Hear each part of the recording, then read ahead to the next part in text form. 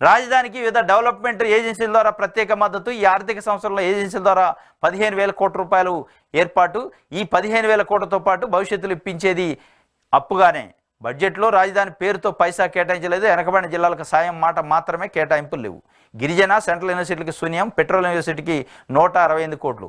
రాష్ట్ర పునర్విభజన చట్టంలోని అంశాలకు కట్టుబడి ఉన్నామంటూ ముక్తాయింపు. కట్టుబడి ఉంటూనే ఉండరు. తెలంగాణ ఉద్యమం జరిగేటప్పుడు కూడా ప్రతి రాజకీయ పార్టీ బయటకు వచ్చి మేము కూడా తెలంగాణ కట్టుబడి ఉన్నాం అనేది. కాంగ్రెస్ పార్టీ కూడా ఇట్టే చెప్పేది, కట్టుబడి ఉన్నామనే చెప్పేది. ఎప్పుడు కట్టుబడి ఉంటాం. 1250 మంది ఆత్మహత్య చేసుకోరు పిల్లలు, అప్పుడు బయటకు వచ్చారు. ఈ కట్టుబడి ఉండటం అంటేనే అది మన్ని కట్టడి చేయటం, మన్ని ఒక రకంగా ఆత్మవంచన చేయటం ప్రజల్ని. ఈ కట్టుబడి ఉండటం అనే పదంలో అంత మోసం ఉంది. మన కట్టుబడి ఉన్నట్టే కనపడింది కానీ ఆడేం రాదు. ఆడ కట్టుడు లేడు, పీకుడు లేడు. ఇది ఏపీకేమో అప్పులాట, బీహార్కి కేటాయింపులట. అంతా ప్రచార హడావుడి. రాష్ట్రానికి వనగూరే ప్రయోజనం ఏమీ లేదు వైఎస్ఆర్సీపీ చెబుతుంది. వాస్తవం ఇది, అంతా ప్రచారమే. ఇంకోటి ఏంది, జీవనాడికి జీరో, రైల్వే జోన్కు మళ్ళీ మొండి చెయ్యి, భూముల సర్వేకి కేంద్రం చెయ్యి. జీవనాడికి జీరో. కానీ చంద్రబాబు నాయుడు గారు ఏం చెప్తుండు, మేము ఇచ్చిన అన్ని ప్రతిపాదనలకు ఓకే చెప్పారు అని గొర్రె లెక్క తలకాయ ఊపుతుండు. నువ్వు ఇచ్చిన ప్రతిపాదనలో మరి జీవనాడి లేదా, ఎందుకు జీరో అయింది? నువ్వు ఇచ్చిన ప్రతిపాదనలో రైల్వే జోన్ లేదా, ఎందుకు ₹1 కేటాయించలే? మీరు ఇచ్చిన ప్రతిపాదనలో అమరావతికి సంబంధించి ఎన్ని నిధులకి ప్రతిపాదన ఇచ్చారు, ఏమి ఇచ్చారు? ఇవాళ ఉట్టినే గుడ్డిగా ప్రజలను మోసం చేయడానికి తెలుగుదేశం పార్టీ మీడియా పెద్ద ఎత్తున ప్రచారం చేసి ఏదో వరగూడినట్టు, ఏదో మబ్బు ఇరిగి మీద పడ్డట్టు, అయిపోయింది ఏపీగా తిరుగులేని రాష్ట్రం అయినట్టు క్రియేట్ చేసే ప్రయత్నం చేస్తున్నారు. ఇది ఎన్ని రోజుల్లో నిలవదు. అబద్ధం కొద్ది రోజులు ఉంటుంది, మోసం కొద్ది రోజులే ఉంటుంది. మీరు వాళ్ళు జబ్బలు జరుగుతున్నారు ఏదో కేంద్రం నుంచి వచ్చిందని. ఇంకా 4 నెలలు అయ్యాక ఏం పనులు జరుగుతున్నాయి ఏంటంటే మళ్ళీ ఏం లేదు అనే పరిస్థితి గ్యారంటీ అవుతుంది. ఇది సాక్షికి సంబంధించి. దీనికి సంబంధించి 11వ పేజీలో చూద్దాం వార్తలు.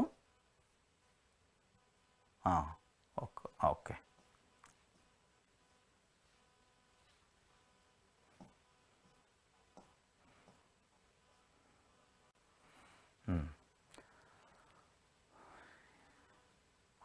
బీహార్కి కేటాయింపులు, ఏపీకి అప్పులట. అదే అప్పు, అది అప్పే అయినా ఉపయోగమైన అమరావతికి 15,000 కోట్లపై సీఎం చంద్రబాబు చెప్తుడు మరి అదే చెప్తుడు. అది చెప్పకపోతే అప్పెట్టిచ్చారని నిలదీసే దమ్ము కానీ ధైర్యం కానీ గట్స్ ఉన్నాయా? అప్పెట్లిస్తారో నేను ఇచ్చిన ప్రతిపాదనలు ఏంది, మీరు చెప్పింది ఏందని అడిగే దమ్ము కానీ ధైర్యం కానీ ఉందా? నేను ఇచ్చిన ప్రతిపాదనలన్నిటికీ ఆమోదించారంటే నువ్వు అప్పు కోసం ఒప్పుకొని వచ్చినవా? అమరావతిని తాకట్టు పెట్టి నాకు అప్పు ఏంట్రా అని అడిగినవా? కేంద్రంలో అధికారంలో కూటమిలో భాగస్వామిగా ఉన్న ముఖ్యమంత్రి చంద్రబాబు కేంద్ర బడ్జెట్ ద్వారా రాష్ట్రానికి ప్రత్యేకంగా కేటాయింపులు చేయించడంలో విఫలమయ్యారు. బీహార్కు మాత్రం కేంద్ర బడ్జెట్లో భారీ కేటాయింపులు చేయగా ఆంధ్రప్రదేశ్కి మాత్రం అప్పులు ఇప్పిస్తామని కేంద్ర ఆర్థిక శాఖ మంత్రి నిర్మలా సీతారామన్ తన బడ్జెట్ ప్రసంగంలో ప్రకటించారు. బీహార్కు ఒక న్యాయం, ఆంధ్రప్రదేశ్కి మరో న్యాయం అనే రీతిలో కేంద్ర బడ్జెట్ ఉందని అధికార వర్గాలు పేర్కొంటున్నాయి. ఆంధ్రప్రదేశ్ రాజధానికి వివిధ డెవలప్మెంటల్ ఏజెన్సీల ద్వారా ప్రత్యేక మద్దతుగా ఈ ఆర్థిక సంవత్సరం 15,000 కోట్లు ఇప్పించే ఏర్పాటు చేస్తామని ఆర్థిక మంత్రి బడ్జెట్ ప్రసంగంలో ప్రకటించారు. ఏంది నువ్వు ఏర్పాటు చేసేది?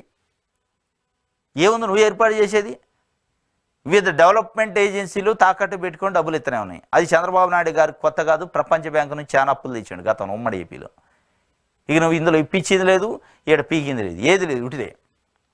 బీహార్కి వచ్చేటప్పటికి దాదాపు 59,000 కోట్ల రూపాయలు కేటాయించారు బడ్జెట్లోనే. ఎక్కడ అప్పు లేదు, ₹1 కూడా దాంట్లో. ఇది అలా జరుగుతున్న అన్యాయం ఏపీకి. అన్యాయాన్ని కప్పిపుచ్చే ప్రయత్నం ఎల్లో మీడియా, ఎల్లో పార్టీ చేస్తుంది అనేది 5 కోట్ల మంది ప్రజలు గమనిస్తున్నారు, మాట్లాడుకుంటున్నారు. కనీసం చెప్పండి, మోసం జరిగింది, కేంద్రం మాకు సహకరించలేదు, కేంద్రం నుంచి నిధులు రాలేదని చెప్పుకున్నా మీకు రేపు మేలు జరిగింది. ఇవాళ చెప్తే ఇవాళ జబ్బలు జరిచి రేపు మళ్ళీ యూటర్న్ తీసుకున్న రోజు ఇంకోటి చెప్తే ప్రజలు ఉమ్మేసే ప్రమాదం ఉంది ముఖం మీద.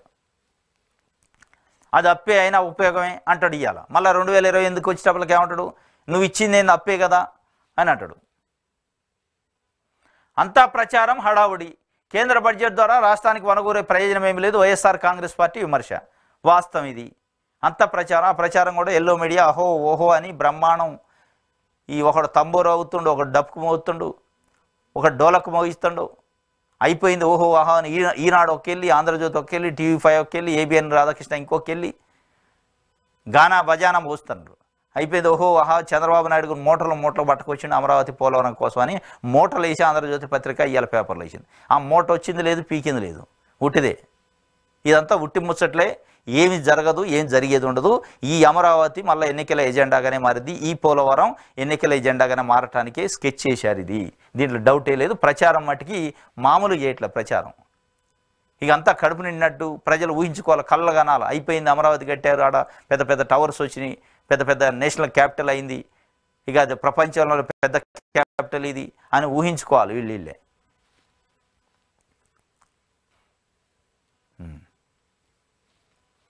ఇది ఒక వార్త.